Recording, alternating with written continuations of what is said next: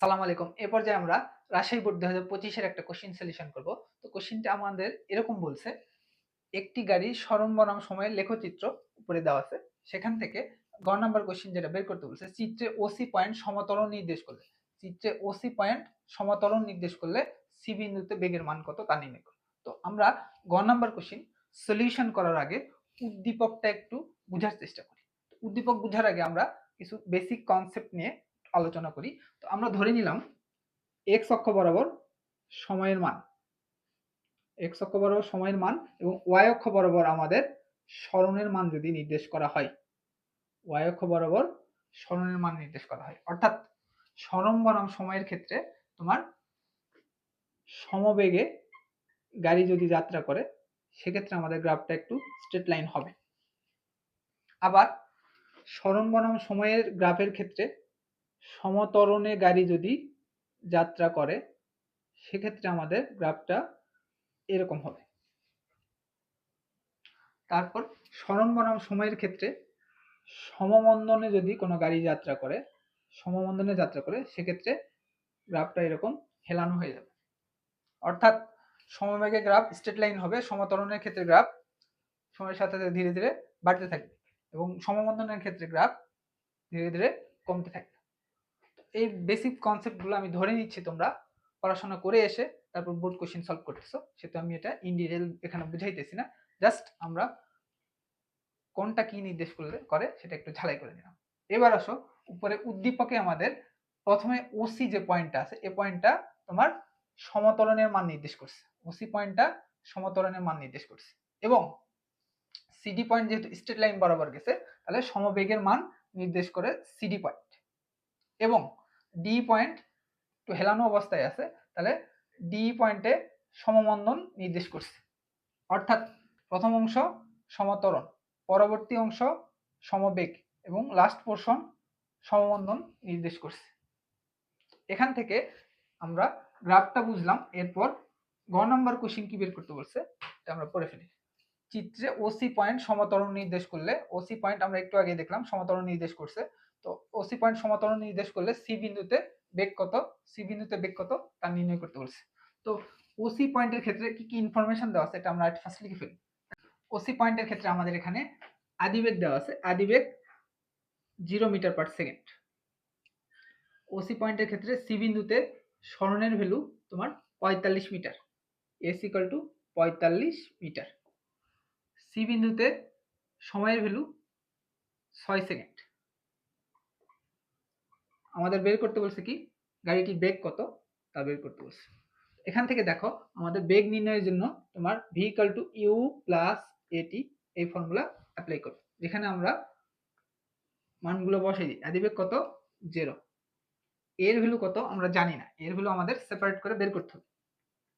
টি এর ভ্যালু আমাদের 6 সেকেন্ড দেওয়া আছে। এখান থেকে এ নির্ণয় করতে গেলে ওসি পয়েন্ট যেহেতু গাড়িটি সমতরণে চলছে, সমতরণের ক্ষেত্রে আমরা S equal to U T plus half of A T square এই ফর্মুলা অ্যাপ্লাই করে এর ভ্যালু সেপারেট করে এখান থেকে বের করতে পারবো। যেখানে সরণের ভ্যালু আমাদের 45 মিটার দেওয়া আছে, আদিবেগ 0 দেওয়া আছে, 0-র সাথে টি গুণ করলে পুরো পোর্শনটা 0 হয়ে যাবে, প্লাস হাফ ইন্টু এর ভ্যালু আমরা এখান থেকে বের করব, টি এর ভ্যালু আমাদের 6 দেওয়া আছে। এখান থেকে ক্যালকুলেশন যদি করি এদিকে 45 দাঁড়ায় আর এদিকে 6 6 36, 36-এর অর্ধেক 18 এ দাঁড়ায়। এখান থেকে আমরা এর ভ্যালু বের করব, 18টা এর সাথে গুণাকার আছে, 18টা গুণাকার আছে, এরপর আসলে ডিভাইড হয়ে যাবে, অর্থাৎ 45 ডিভাইড 18 ইকুয়াল টু এ। এখান থেকে ক্যালকুলেট করলে আমাদের a equal to 2.5 meter per second square আসে। এর ভ্যালু তো আমাদের জানা ছিল না, এর ভ্যালু আমরা বের করে ফেললাম, এখানে সুন্দর করে এর ভ্যালুটা বসাই দিই 2.5।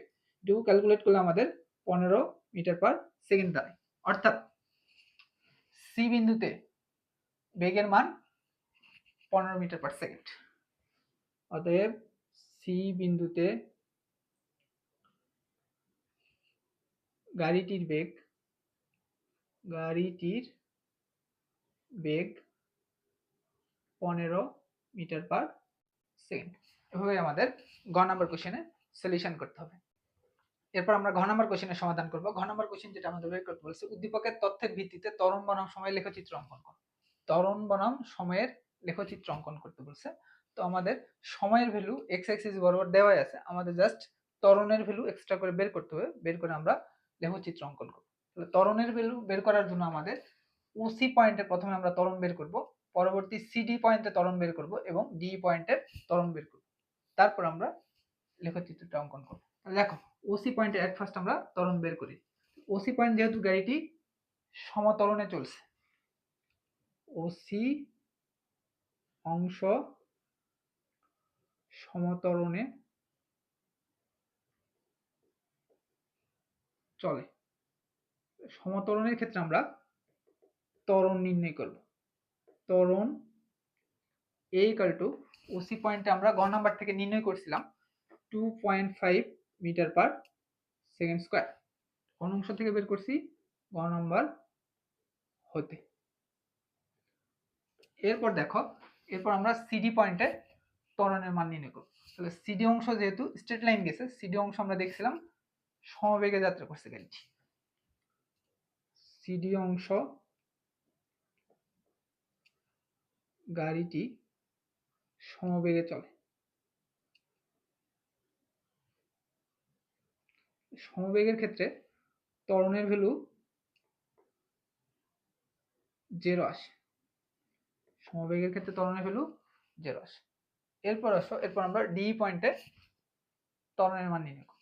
তো ডি পয়েন্ট একটু কার্ভ টাইপে গেছে, যেহেতু ডি পয়েন্ট কার্ভ টাইপে গেছে সেহেতু সমমন্দনে গেছে, আমরা দেখছিলাম ডি পয়েন্ট সমমন্দনে নির্দেশ করে। ডিই অংশ সমমন্দনে চলে, এই পয়েন্টে আমরা ত্বরণের মান নির্ণয় করব। দেখো এখান থেকে যেহেতু সমমন্দনে চলে, তাহলে এখান থেকে আমরা S equal to U T minus half of A T square A prime, এই ফর্মুলা আমরা অ্যাপ্লাই করে ত্বরণের মান নির্ণয় করব। দেখো আমরা এখানে মাইনাস সাইন কেন ইউজ করলাম, যেহেতু সমমন্দনে চলে তাহলে ত্বরণের ভ্যালু নেগেটিভ, এই জন্য এখানে মাইনাস সাইন ইউজ করছি। এরপর দেখো, এরপর এস অর্থাৎ সরণের ভ্যালু ডি পয়েন্টে কতটুকু, ডি পয়েন্টে সরণের ভ্যালু আমাদের দাঁড়াইতেছে 133 থেকে 105 বিয়োগ করলে আমাদের আসে 28 ইকুয়াল টু আদিবেগ কতটুকু, তো আমরা খেয়াল করে দেখি এখান থেকে এই ডি পয়েন্টের আদিবেগ কতটুকু আমাদের লাগবে, আদিবেগের ভ্যালু ওখানে লাগবে। দেখো ডি পয়েন্টের আদিবেগ বের করার জন্য আমরা ওসি পয়েন্টের সি বিন্দুতে আমরা গ নাম্বারে, ওসি পয়েন্টের সি বিন্দুতে আমরা গ নাম্বারে শেষ বেগ বের করছিলাম। শেষ বেগ কত ছিল, 15 মিটার পার সেকেন্ড গ নাম্বার থেকে আমরা বের করছি। দেখো এই পয়েন্টের তোমার শেষ বেগ যদি 15 মিটার পার সেকেন্ড হয় এবং পরবর্তী সিডি অংশ যদি সমবেগে যাত্রা করে, তাহলে সমবেগে যাত্রা করলে এই পয়েন্টের বেগ নিয়েই পরবর্তী অংশে যাত্রা করবে গাড়িটা। এই পয়েন্টের বেগ আমরা 15 বের করছি, এই পয়েন্টের বেগ নিয়ে পরবর্তী অংশ যাত্রা করবে, অর্থাৎ পরবর্তী অংশ গাড়িটি 15 মিটার পার সেকেন্ড বেগে যাত্রা করবে। কেন, কারণ হচ্ছে আমাদের পরবর্তী অংশ অর্থাৎ সিডি অংশ সমবেগে যাত্রা করছে। তাহলে ডি পয়েন্টের ভ্যালু আমাদের কত হবে, 15 মিটার পার সেকেন্ড হবে, অর্থাৎ ডি অংশের ডি পয়েন্টের বেগ 15 মিটার পার সেকেন্ড। তাহলে ডি বিন্দুতে আদিবেগ 15 মিটার পার সেকেন্ড।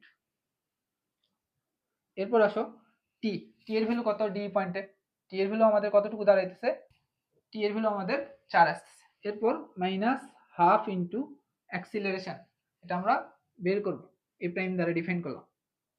দেখো এখান থেকে টি এর ভ্যালু কতটুকু, 4, এখানে ক্যালকুলেশন করলে কত দাঁড়ায়, এখানে ক্যালকুলেশন করলে তোমার আসে 4×15 মাইনাস হাফ অফ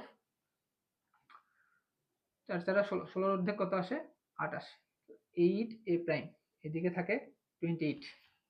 এখান থেকে ক্যালকুলেশন করে দেখো তোমার -8 এ এরপর আসলে +8 এ প্রাইম আসে, এইদিকে দেখো 60 আছে, তারপর 28টা ওই পাশে চলে গেলে মাইনাস হয়ে যায়, এটুকু ক্যালকুলেট করলে কত দাঁড়ায় দেখো তো 32।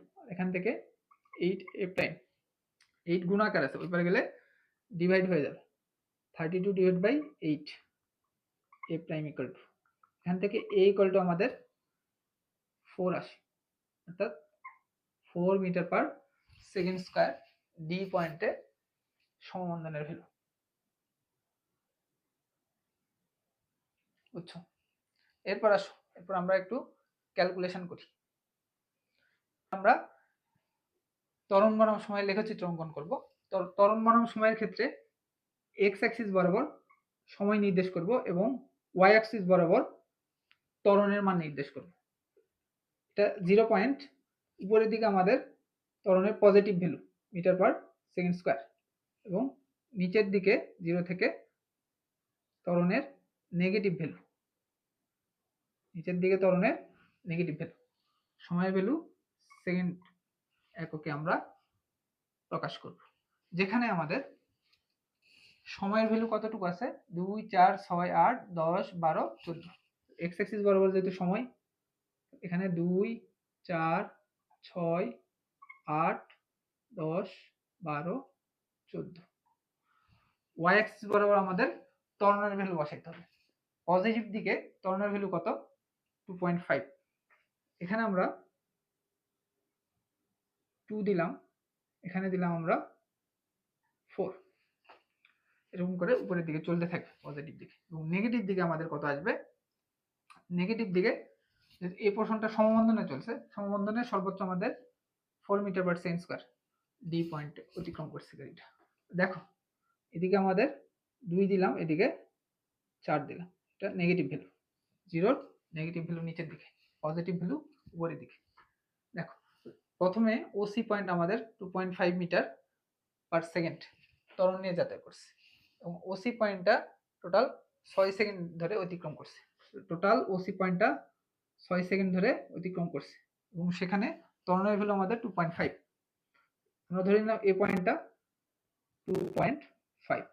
এখান থেকে আমাদের টোটাল 6 সেকেন্ড ধরে যাত্রা করছে, তবে আমাদের ক্যালকুলেশন করতে হবে। এরপর আসো সিডি পয়েন্টে ত্বরণের ভ্যালু 0।